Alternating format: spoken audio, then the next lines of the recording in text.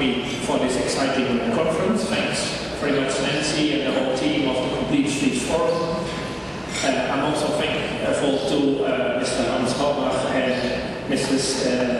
Santiago from the Dutch Consulate here in the Netherlands to also help facilitate me to be here.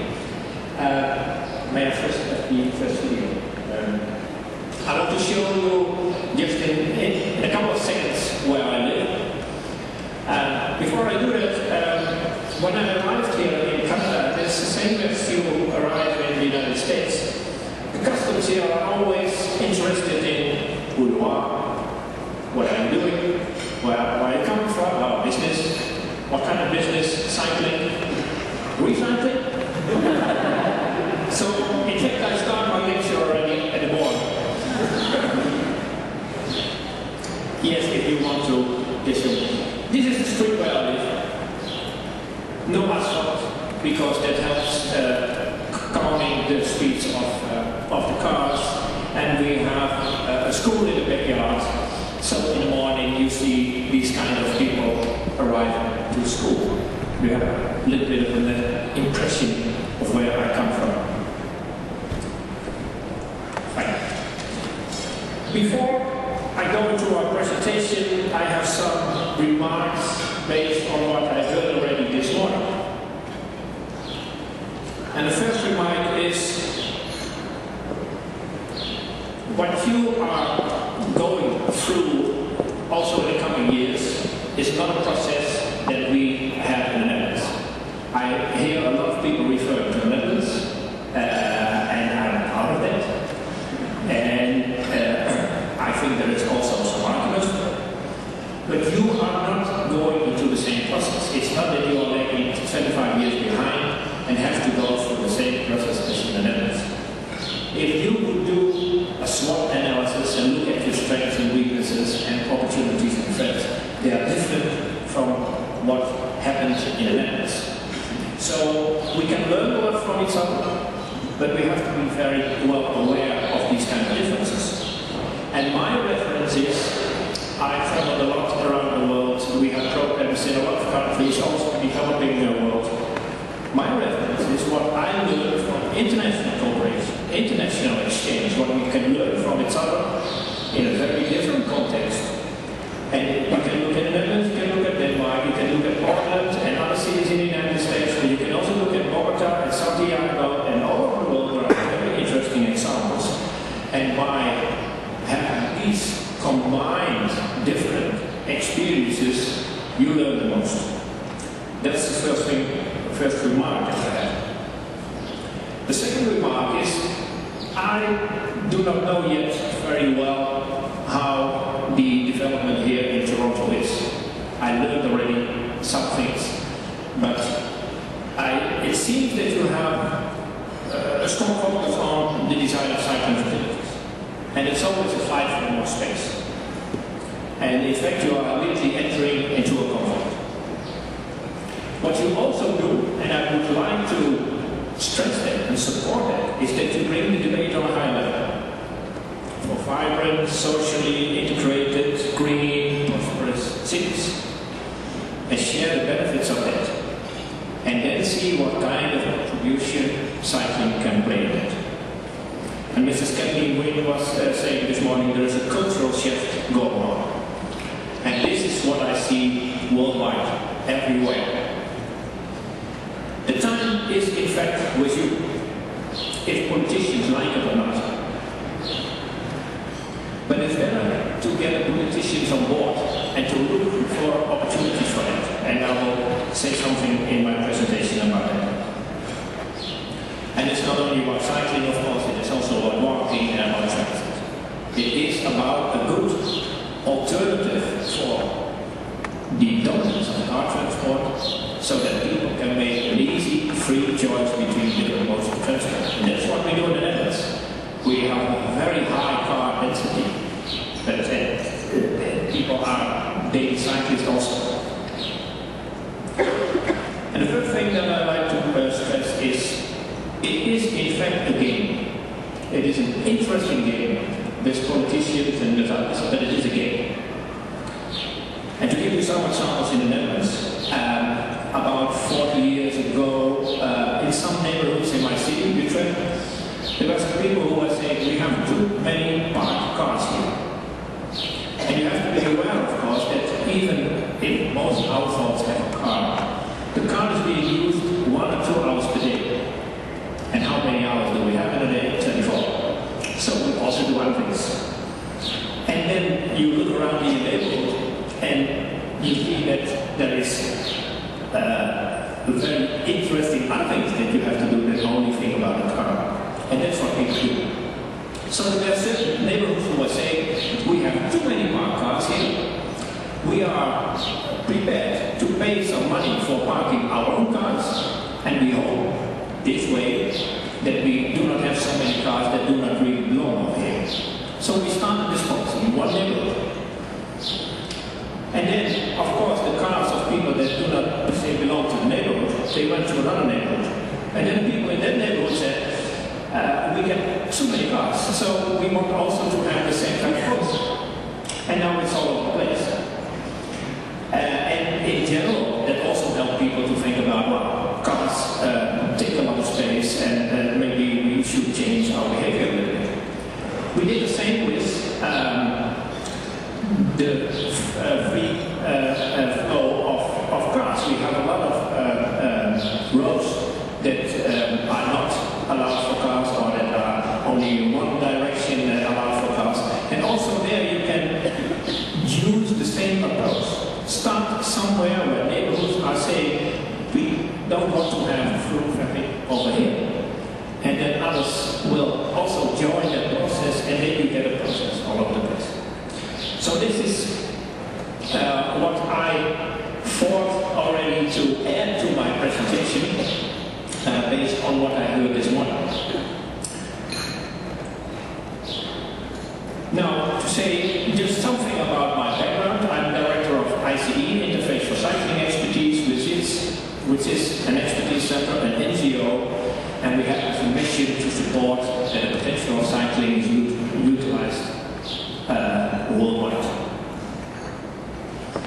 And Complete Streets express the aim accessibility for all. It was already mentioned by the chairwoman this morning also. It's the right, it's very pragmatic, and some people never get up. We also have snow in the Netherlands.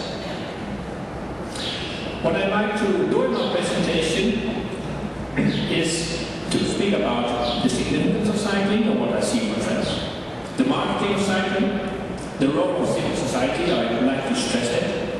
And then come to the cost and benefits of interventions, about more the technical approach for cycling inclusive planning and design, and say something about the cycling economy. Now, this is something that you already know, of course, but it's always good in an introduction to stress that I also know that. The contribution of active transport, cycling and walking is broad and meaningful. So what we have to do is looking for the optimal mix of transport modes. We are not against cars. They have advantages and they have disadvantages. And for public transport it's the same. And for cycling and walking it's also the same. But, well, a good approach would be that you take as a reference in the Netherlands, 27% of all trips are being done on the bike. And well, in cities like Amsterdam, they have more cycling trips than car trips. And that's in fact a very pragmatic approach. This is in fact supporting the local economy and also ecological and social and economic aims. Cycling is really a worldwide trend at the moment. Cities like Rio de Janeiro want to become a cycling city. And I hope that when the Olympic Games are there in 2016 and even the World Cup soccer games, that they can already achieve a lot in that respect, and that you will see a lot of people on a bicycle.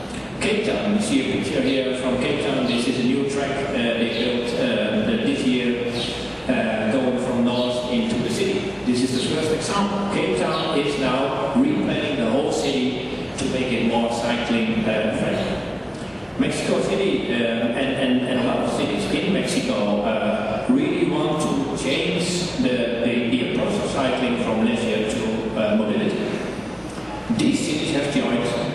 in Bogota, that already 10 years ago was a front runner in introducing a network of cycling and walking facilities in the bus rapid transit. New York, you heard the stories, Portland, you heard the stories, Paris with their public bike system, London is also doing a lot, and with the Olympics. I think they will also show that they are gradually becoming a cycling city. They followed the Dutch and the Danish. But you see also in Chile that cycling is an issue, and even presidents are now supporting cycling policies. And in India, 10 years ago, cycling was only for the poor. Planners and designers could not do anything about cycling. It was more political, forbidden, more or less.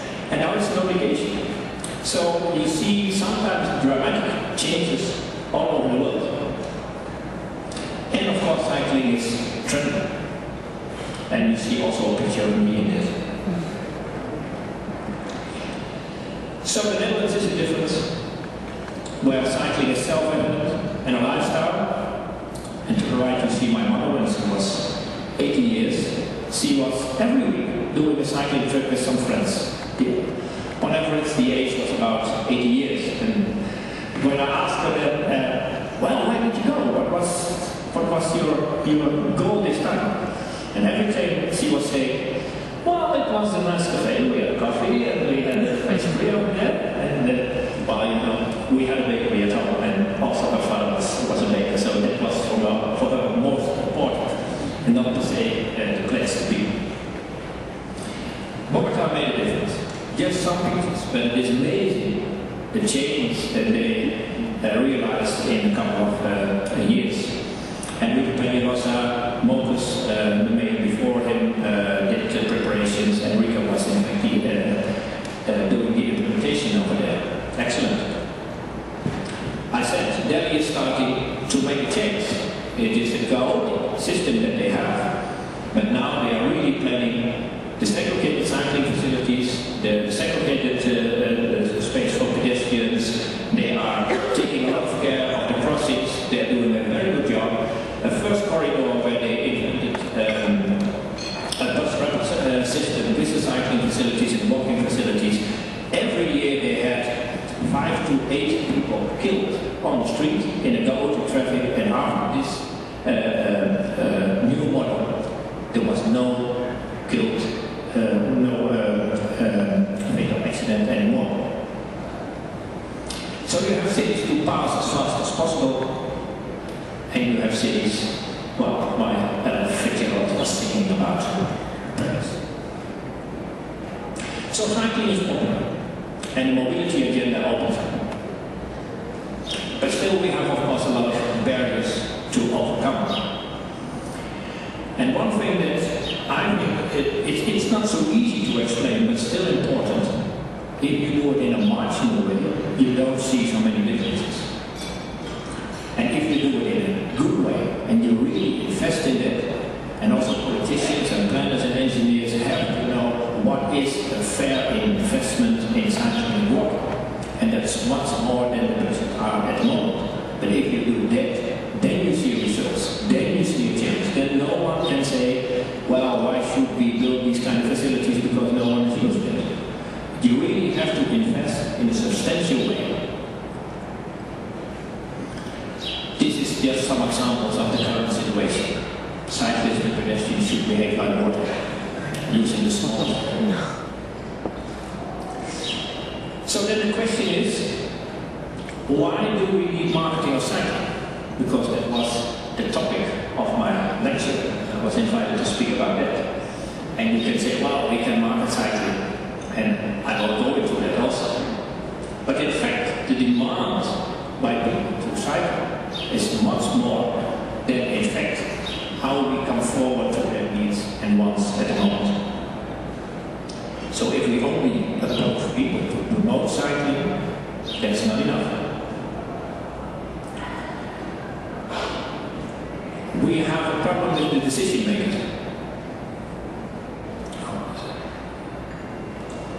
And I think the decision makers do not have a really good idea about what it will bring for them. And of course, they all have their political aims. And instead of immediately saying to them, hey, you have to promote cycling, I think it's good to listen to them. And to all of them, because when they are chosen, well, it's a democracy, so we have to do it. And then see what kind of aspirations they have for themselves. And then see if we can find a certain match between what they aim for and what we aim for.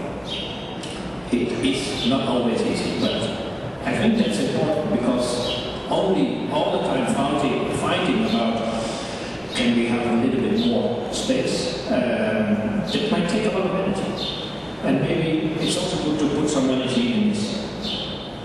I'd like to have your opinion about it.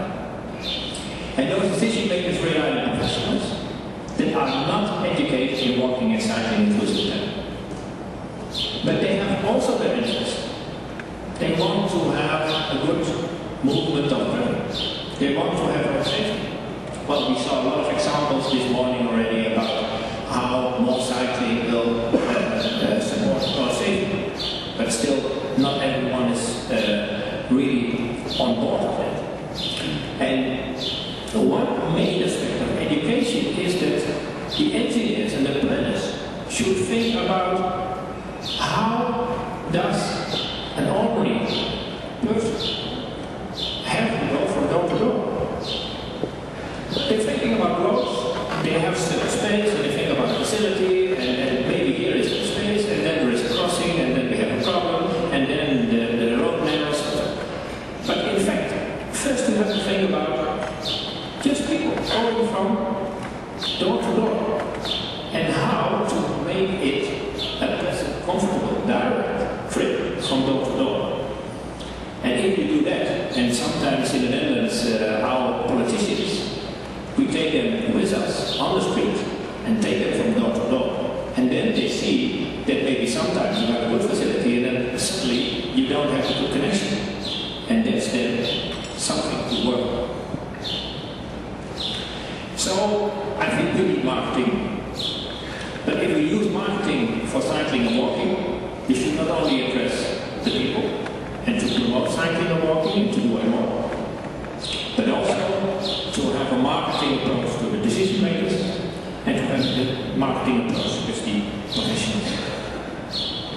And what I think is very important in it is, and you have an excellent forum here, which is part of a bigger forum, so you have a very interesting society coalition here, create a concerted effort for a better city.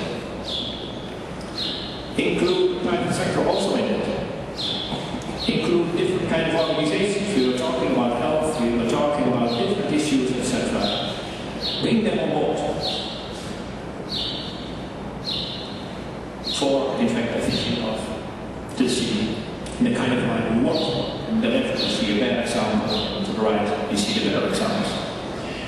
And what strikes me also is that, and take an example of the Netherlands, where we have the head office of Philips. Philips introduced a Center for Health and Wellbeing. So it's a big company. I do not see immediately the relation between the products of Philips, television and the lamps, etc., and cycling.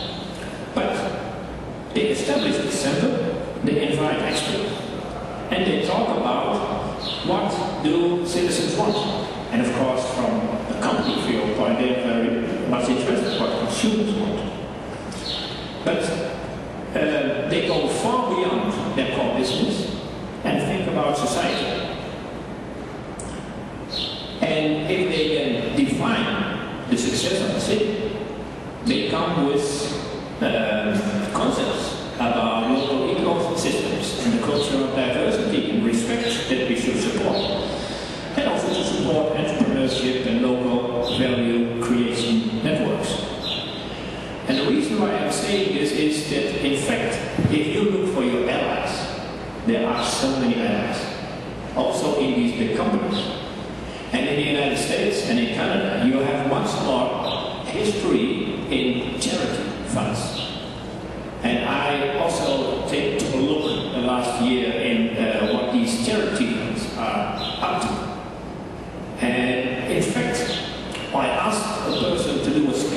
see if we, our organization, could also make use more of these funds.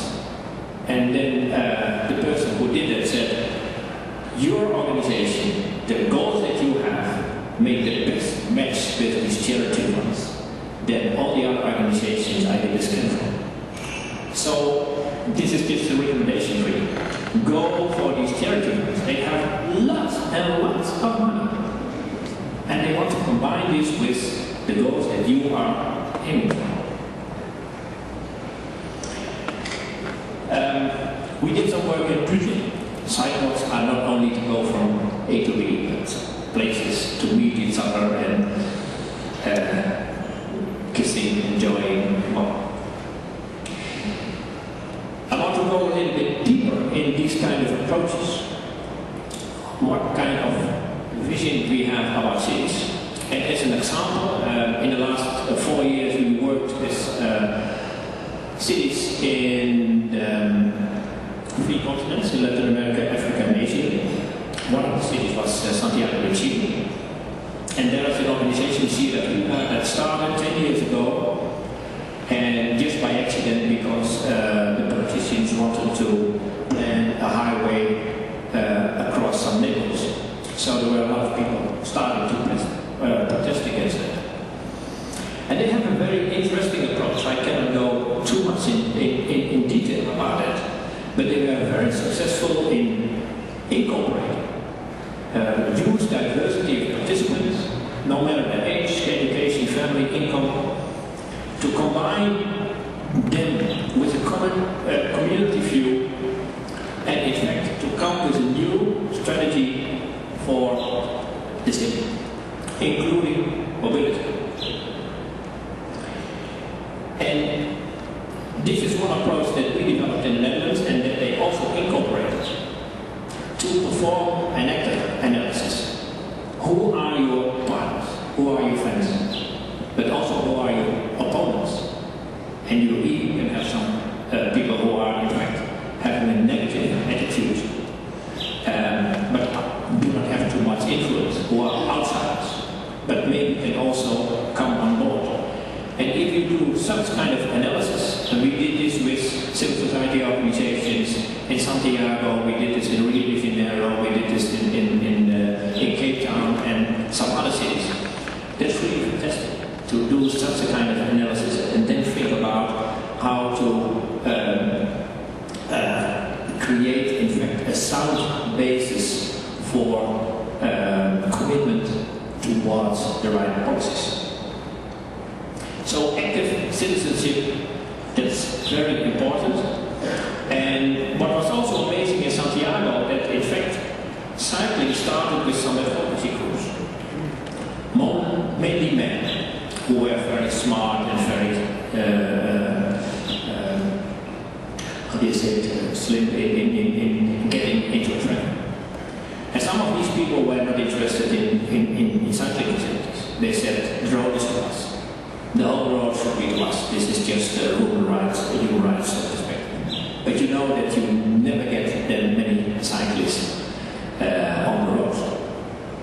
So then there were some women who were saying, we are also advocates for cycling, but this is not the organization that we want to belong to. They established their own organization, and there were some more. But what they now achieved there in Santiago is to bring these different groups together. And in respect to all the different groups, they established a kind of a coalition. And in fact, the lady who is leading the process, she is also doing some research here at the University of Toronto. So she is from Santiago, but she is here often. And then she already had a meeting with her. And well, I would recommend to be more in touch with her and to see what you also can learn from this process there in Santiago de Chile. And at the same time, of course, we need to be manifest on the roads. Rallies are very important. Doing projects with women in Africa or with school children in South Africa, that remains very important to do also. So my conclusion of this part is, we need to organize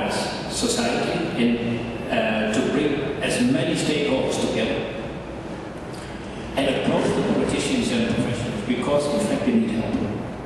They have a lack of vision, but we can bring this to them.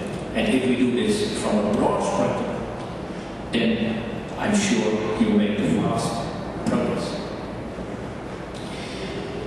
Then we come to the cost and benefits and to more the economics of cycling. Cycling facilities ask less investments than for a car.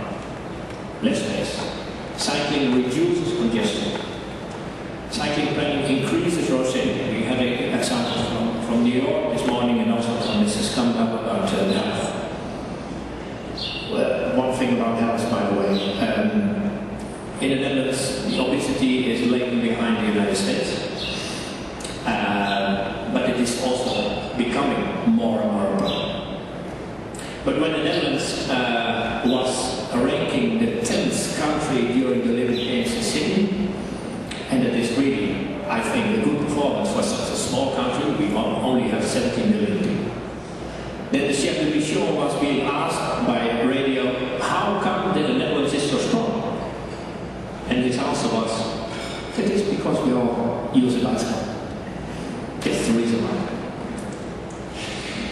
Cycling enables mobility for all. Cycling increases radius of action, and radius of action increases also prosperity. So we have so many benefits of cycling. Health is already being talked about this morning, but the figures are clear, and you can prevent a lot of substantial diseases by 50% if you have more physical activity. And cyclists are as fit as non-cyclists who are 5 years younger, so you save a lot of life.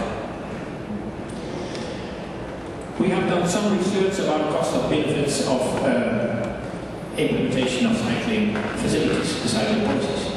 For example, in Bogota, where we supported the first planning and designing of the cycling tracks.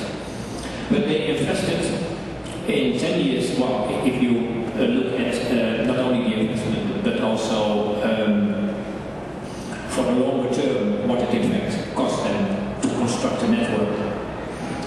Then you see if you have the economic value of some of the benefits, saving investment for car, saving road safety, saving cost by users, you see that the cost-benefit ratio is 1:7.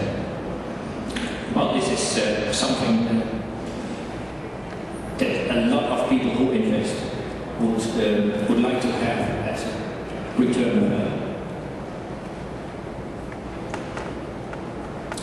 In the Netherlands, we are building on cycling expressways. There was one question this morning also about that, if that is already the case in Portland. This is a new policy with us. So in the coming years, we will build 675 kilometers of expressways, which means that you never have to stop. And it goes between cities. And it is to attract even more people on a bike instead of using a car. And also there, we have a cost-benefit ratio of 1:2. And we have a high increase of electric bicycles in the Netherlands already, and that will make more people, even if they live about 25 kilometers from work, to use the bicycle to get to work. These are some of the savings that we expect to have from these cycling highways. And you see that most of the savings have to do with health. It also has to do with congestion and those kind of things, but health is really the issue for the economic high level of return on investments. Another thing that I want to stress is that cycling policies should not be, per se, a standalone policy. The most efficient way is that you can integrate your cycling into your ordinary planning and design of facilities. And that you know then what is the best role and potential that cycling can have. Road safety, there is still some misunderstanding, although also the data this morning were very clear, okay, about what is the cost consequences for road safety. But already this morning it was highlighted very well. Increase of cycling goes along with a decrease of cycling fatalities. That has to do with good policies. It's not something that happens out of itself. Danish data show also, here you see comparison between European countries. Everywhere, more cycling means less cycling fatalities. But in fact also it is supporting the whole road safety standard. There is also fear that if you remove your parked areas for cars, then you lose customers. There is a lot of research that say no, that's not the case. You see here we are, the way that I do shopping with my wife every week. This is the way we come home with the things that we shop on the bike. But cyclists per person do not buy so much as a car driver, but they come home and they consume that way. So in the cycling economy in the Netherlands, we have a retail of 1 billion per year, including the Dutch people buy 1.3 million new bikes. And the Dutch government, even if we have this high share of cycling, together invest more than 400 million euro per year on new cycling policies. And 80% of the Dutch is what you call here the cyclists. We use the bicycle for different motives. It's not only for commuting, we do it for shopping, education, social visits, etc. And of course we all the time invent new accessoires to support the marketing of cycling. I go now a little bit quicker through that because I have time. And of course you need them to serve these trips with your road planning and design. We have national guidelines, we have good synthesis of what we learned from the past 20, 30 years, and this is an important reference for guidelines in other countries. I'm going very quick to that, but we have five main criteria for the design of good energy facilities. You need to have a coherent network of direct, attractive, comfortable and safe facilities. So the cycling infrastructure forms a coherent unit. And you have finally meshed cycling network. Cycling is allowed, no roads, shortcuts, try to organize this wherever possible. Make it attractive. Nice environment. Take care of security. Make it comfortable. A good flat, smooth surface, etc. And for road safety, we have different principles. Segregation of facilities is very important. We do that as soon as the speed limit on the road is 50 kilometers an hour or more. And we do it also to support the main routes for cycling. So even in traffic calm areas where there is a main route for cycling, we have segregated facilities. So here you see some examples. Sometimes you don't need a segregation, sometimes you like to have this. Sometimes we change, or sometimes, many times we have changed our crossings into roundabouts. The result is 80 to 90% less fatal accidents. So this is the way to approach also road safety. So then I'll come through some recommendations. The first one is, I spoke about this actor analysis. Do that and involve as many possible stakeholders in your approach. Politicians want to be remembered, professionals want to deliver a good job, citizens want a better life, companies want to make a profit, NGOs want to contribute to society. Everyone has their own agenda, but you can bring that together. So it's about cooperation, co-creation and a community spirit. And cycling, see it as a tool. It's not a means on itself, it's just a means, it's not an aim in itself. Start with youngsters, create a more cycling-oriented society by education, by involving the kids, and make people smart. So organize a lot of driving events. Those are my 5 main recommendations for the marketing. There's a road to win. Worldwide, we invest a lot in transport. $6 trillion per year all over the world.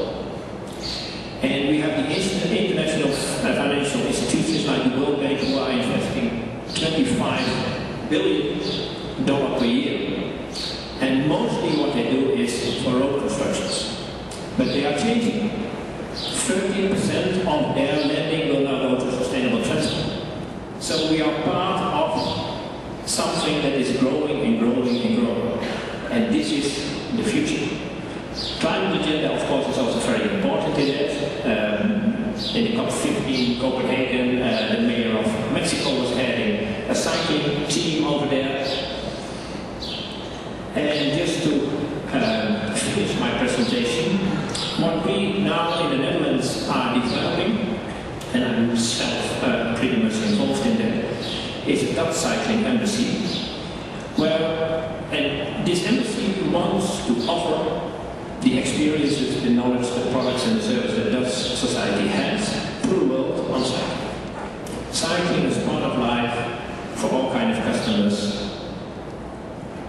We have done some think-bike workshops. One of them was in Toronto already. That was between governments, between local governments, but we will expand it with the private sector and with civil society. There has been also one in New York and Chicago. Currently there's one going on in Miami, San Francisco, Los Angeles, also Brussels, Dublin are on the list. So we want to offer this cycling embassy as one challenge for if you want to have some international exchange with Dutch companies or with Dutch governments or with Dutch organizations, the embassy can organize